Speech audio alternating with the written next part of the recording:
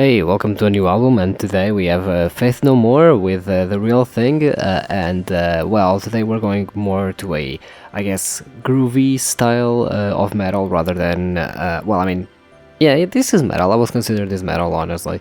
But yeah, yesterday we had Metallica with some good old thrash, and today we have something more groovy. Which, by the way, and to start off, the bass on this is honestly amazing.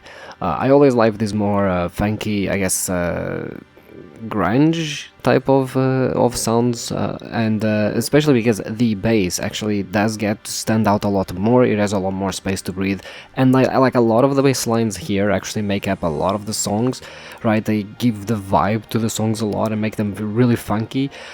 It was really good to be able to actually listen to. I've mentioned that yesterday, but it's always really nice when you actually do get to listen to the bass, and in this case the bass actually dictating a lot of the songs is actually really nice, right? I already actually knew Epic, the song. It's a pretty popular song from this album. It's probably their like most well-known song, but I did not know the rest whatsoever, and this is usually a genre that I don't tend to dabble too much with, but I always enjoy it. I mean, on top of that, because what I enjoy about the genre is, okay, yeah, the bass is amazing and whatnot, and it has some like higher energy, right? But at the same time, the synths from at least from this album make everything feel sort of more of a fantasy, sort of a more ethereal vibe. Like 2 Points, this reminded me a lot of like power metal, and the synths they usually hear in power metal, but with the perspective of, being way more funkier and, I guess stylish in a way, rather than just trying to have an entire atmosphere or composition, right? This album felt very fun, I would say, to listen to, right? One of the things that I actually found very interesting was Woodpecker from Mars, the ninth song on the album, I think. Essentially, it's a complete instrumental in this style of a lot of the songs from the album, so, this more, I guess, funky style. And I always thought that I would actually enjoy an instrumental like that, and, I wasn't wrong. I did enjoy the instrumental, because, yeah, this song is basically an instrumental, and I got my answer. I did quite enjoy the just pure, no vocals, instrumental, just playing with this more groovy style. It was actually really nice, especially a change of, because usually instrumentals tend to always be, about the technique that they use, and here, at least, it sounded way more fun than necessarily just the technique that they use. So that was very, very welcome. Something else that I've noticed about the album is the vocals actually have a wider range than I thought. Like, obviously, I only knew Epic, right? So I thought that they were always like, at least the vocalist was always singing like that, right? Like these sort of stylized, not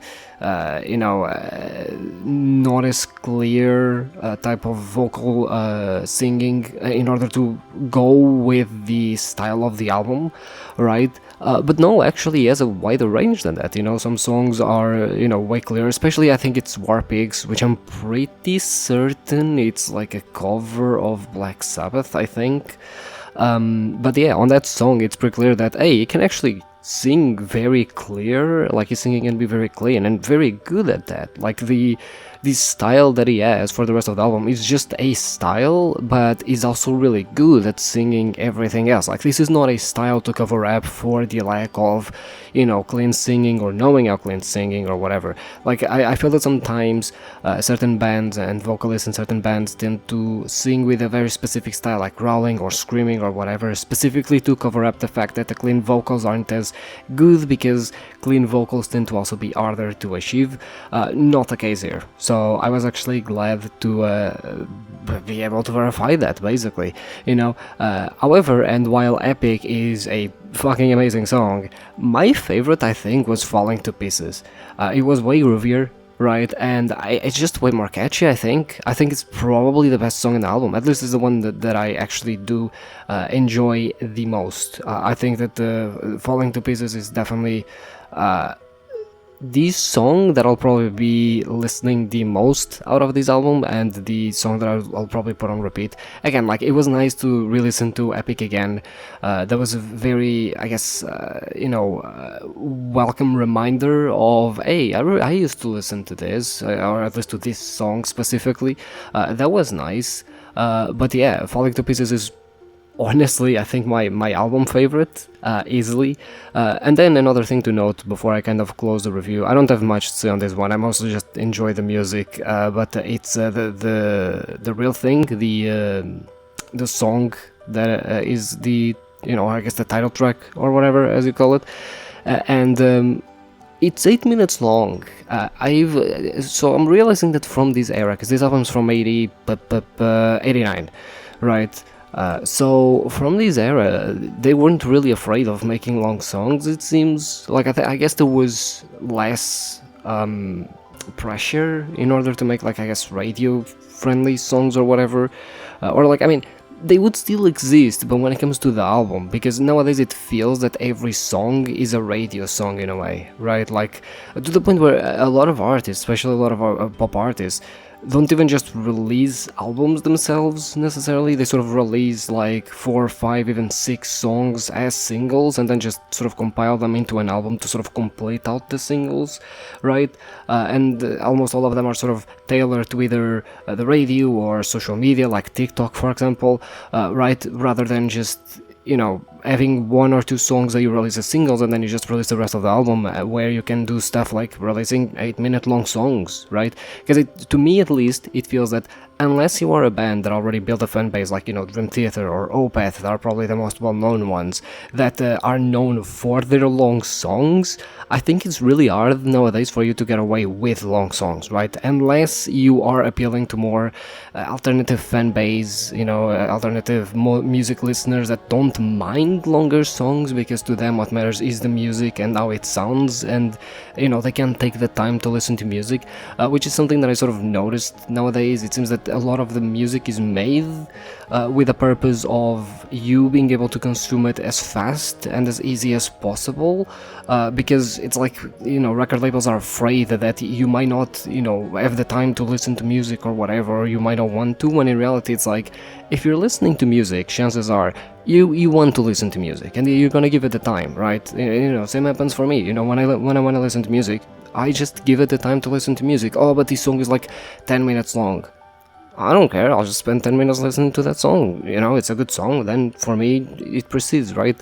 So that's actually interesting to at least verify. Obviously you do have, smaller songs, and again, like, Epic did have like a radio edit that was shorter than the original, because the original was almost like 5 minutes, and I think the radio edit was less than 4, if I'm not mistaken.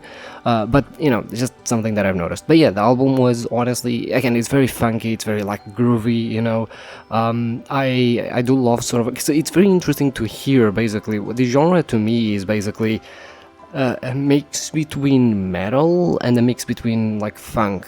It's sort of that mix, and because it's, the 80s / early 90s, you have a lot of the synth inspired sounds, right? So it creates such a unique sound registry, in my opinion, that you don't really listen to nowadays, especially because back then it felt like a lot of, especially these alternative genres, were trying to figure stuff out, whereas in nowadays it seems that, like, quote-unquote music has already been figured out. So you definitely do have, you have a lot more people doing a lot more interesting things, because accessing, music and accessing music composition tools is way easier, right, and way more affordable than it was like 30-40 years ago.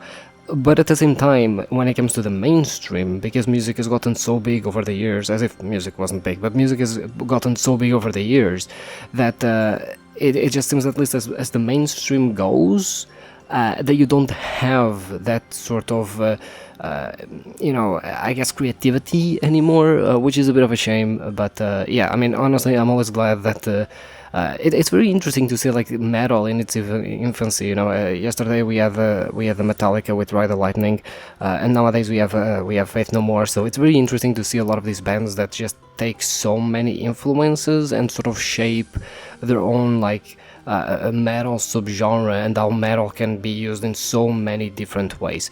As for my vibe meter, honestly, with this one, I'm feeling an 8 out of 10. It's a pretty solid 8 out of 10. I enjoyed it quite a bit. You know, it was fun, it was funky, it was groovy, and you know, it has a bass that is listenable. So to me, that is always a positive. But yeah, I'll see you tomorrow with another album review. And before I go, one more thing. There's a link in the description if you want to submit any album for me to review. So use it.